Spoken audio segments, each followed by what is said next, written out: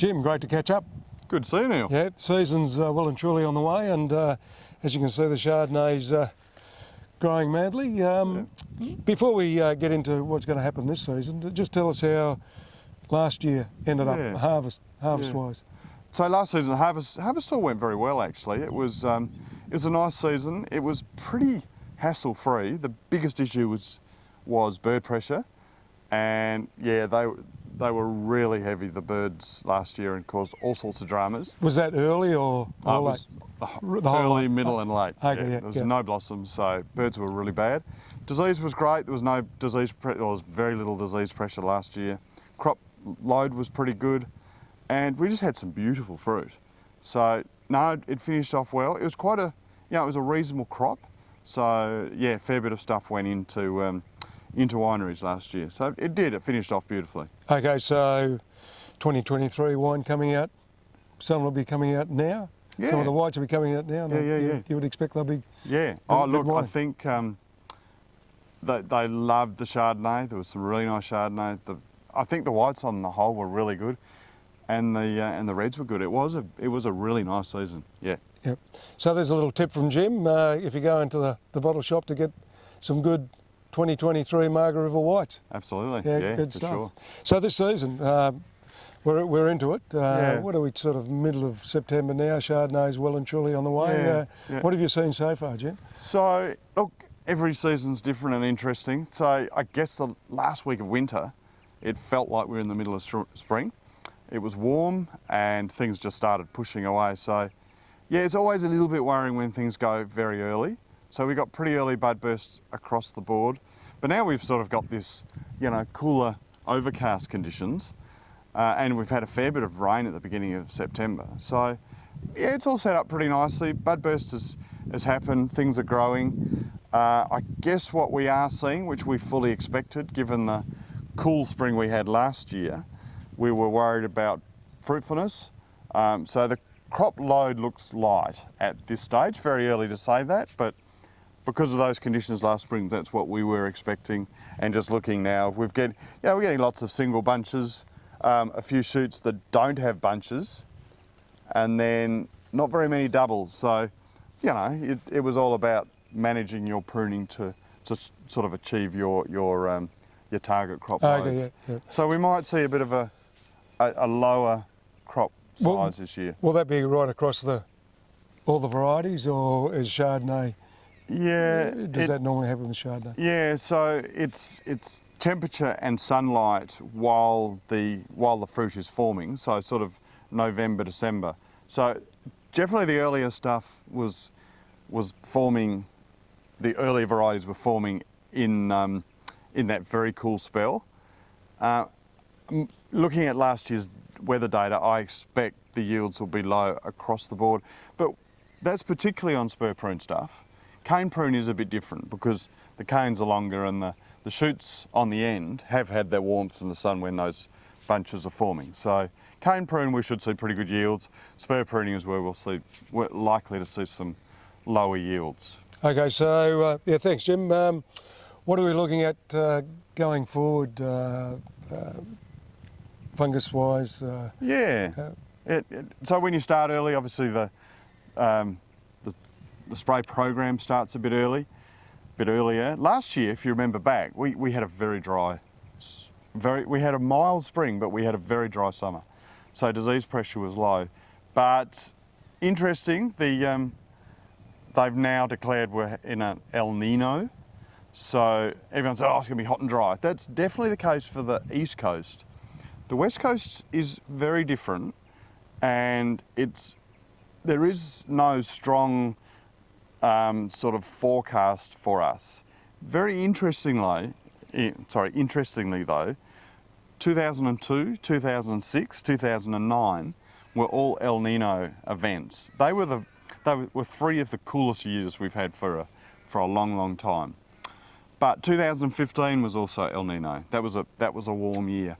So my feelings are we're going to have some variability. It looks like we're going to have another one of these springs with cloud and cooler wet weather. The BOM is saying that we're going to have hot conditions, So it is looking like it might be, more of a challenging season. So if you've got rain, you've got more issues with disease pressure. I guess it's, make sure you've got a good disease protection program, especially for powdery. Keep an eye on stuff at flowering for botrytis, because that's when botrytis becomes an issue. We don't see a lot of downy mildew in the southwest, but in a season like this, if it's going to be warmer and possibly wetter, I mean the bomb's not saying it's going to be wetter, but you only need a few rain events. If you get downy over flowering, it can be pretty devastating. So I just watch the weather and be ready, and just remember those early sprays for powdery are the super important ones. The downy sprays, you can sort of manage based on the weather conditions, and the botrytis, I'd be looking at the conditions coming into flowering, and then obviously later on in the season. There's lots of options now for botrytis, but those protection sprays at flowering are pretty important. Yeah. So insect pressure, the old garden weevil, it's going to rear his ugly head again. And So often when we have warm, dry springs, we see really heavy weevil pressure. And a couple of weeks ago, when it looked like it was going to be hot and dry in spring, I was concerned about that. Haven't seen any weevil activity yet, but as soon as the soils warm up, they'll start moving. So again, it's just monitor, keep close eye on what's going on, and be ready to treat if you see them early. So weevils. It's been snails pressure looked low, but they've started to pop their heads out again. So unfortunately, we have to get onto snails, and there's a few different options now. We obviously need to be careful about the products we use. Some of those iron chelates seem to work well. They're a little less, or they're a little more friendly on wildlife and stuff. So monitor and treat as required, sort of thing. Okay, good. Good. So so looking forward, fruit sales, all that sort of stuff. How's that looking? As far as... look, the old wine industry, it is a challenge. It's we've sort of been on a general improvement over the last few years, and then China a couple of years ago caused all sorts of issues on the East Coast, and we thought we got away with all that, but we had a reasonable season last year, and I think now we're starting to see a lot of that East Coast wine sort of on the market. So it is depressing fruit sales and fruit price sales. So there is a few pressures. Red grapes are, there's a good supply of them. The demand is not so strong. White grapes, the demand and the is still pretty good. So there's a few little challenges for us to manage. Interestingly though, if you look at our region, or the region here we're in now in Margaret River, we've sort of declined over the last few years. So you do see a few vineyards coming out around the place, but then there's a fair bit of reworking. So I think we sort of stabilised our size as far as the industry goes down here, and that probably goes across the whole state. So there's not as much fruit to sell, which makes it a bit easier. But a few little challenges ahead, I think. Okay, right, season. Hey Jim, let's quickly talk about herbicide programs. So herbicide, another thing that's important to do this time of year. It has become a little bit more tricky. I think the old standard has been to use a glyphosate under vine, and that's worked really, really well. But we've got to the stage now where we see a lot of glyphosate resistance. So people need to use herbicides from different groups, and the two obvious ones are Sprayseed and Basta.